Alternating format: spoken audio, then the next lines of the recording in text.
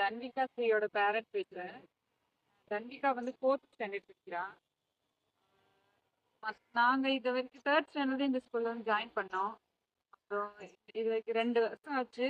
நான் ரொம்ப வீட்ல வந்து அதிகமா படிக்கிறது இல்ல. ஆனா ஸ்கூல்லயே எல்லாம் படிச்சுக்கிறா. ஸ்கூல்ல நல்லா அப்சர்வ் பண்றா. ஸ்கூல்ல வந்து மேம் அங்கேயே எல்லா ரிவிஷனும் பண்ணிடுறாங்க. அந்தந்த சப்ஜெக்ட்டுக்கு என்ன இந்த டீச்சர்ஸ் நல்லா எஃபெக்ட் கொடுத்து அந்த சப்ஜெக்ட் நல்லா படிக்க வச்சிடுறாங்க. அதனால மார்க் வந்து நல்லா எடுத்துடுறாங்க. அதனால அவங்க எதுவும் சொல்ல முடியாது படிக்கிறது இல்லை அப்படின்னு மிரட்டவும் முடியாத மாதிரி தான் சுச்சுவேஷன்ல தான் நாங்கள் இருக்கோம். ஆக்டிவாக இருக்காங்க. ஸ்கூலில் வந்து பார்த்தோம் மேம் பர்ஃபார்மன்ஸு, ஸ்டூடெண்ட்ஸோட பர்ஃபார்மன்ஸு, அந்த ஸ்டூடெண்ட்ஸு எல்லா ஸ்டூடெண்ட்ஸும் எழுப்பி ஒவ்வொருத்தரையும் கொஸ்டின் கேட்குறாங்க. எல்லா எல்லா குழந்தைங்களும் ஆன்சர் பண்ணுறாங்க. தெரியாத குழந்தைங்களுக்கு எக்ஸ்பிளைன் பண்ணுறாங்க.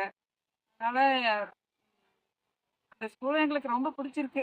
என்ன ரொம்ப பிடிச்ச விஷயம்னா சம்பளம் வருஷத்துக்கு ஒரு டைம் பண்ணுவாங்க. அப்போ எல்லா பேரண்ட்ஸையும் வர சொல்லுவாங்க. அப்புறம் வந்து தியானம் பண்றது அங்க அவங்க சொல்றதெல்லாம் கேட்டா ரொம்ப ப்ளசண்டா இருக்கு.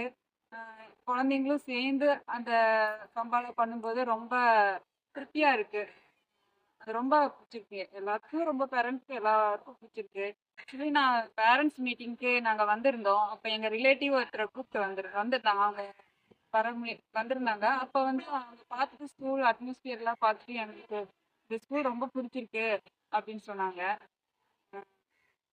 டீச்சர்ஸ் பேசுறது, ஸ்டூடெண்ட்ஸ் பேசுறது, பழகுறதெல்லாம் பார்த்துட்டு அவங்க ரொம்ப அட்மாஸ்பியர் எல்லாமே பார்த்துட்டு ரொம்ப பிடிச்சிருக்குன்னு சொல்லியிருக்காங்க. Actually happy parent of Acharya.